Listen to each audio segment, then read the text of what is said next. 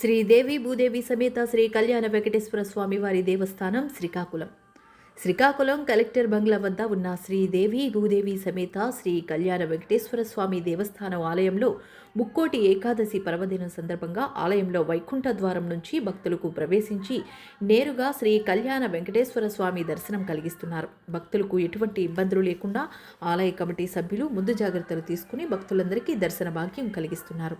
సందర్భంగా ప్రాతకాలం నుండి కూడా విశేషమైనటువంటి ఉత్తర ద్వార దర్శనం 6 ద్వారాలు దాటినాక 7వ ద్వారంగా ఉత్తర ద్వార దర్శనం వైకుంఠ ద్వార దర్శనం భక్తులకి 50 మందికి కూడా ఇవ్వడం జరుగుతుంది.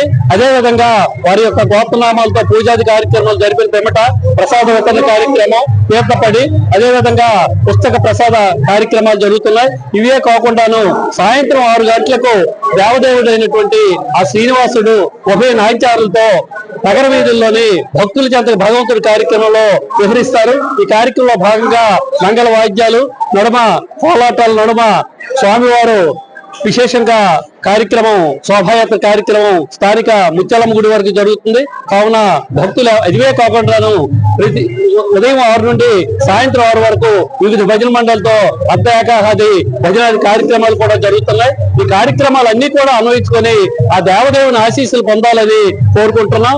ఓం నమో వెంకటేశాయ. గోవిందా గోవిందా.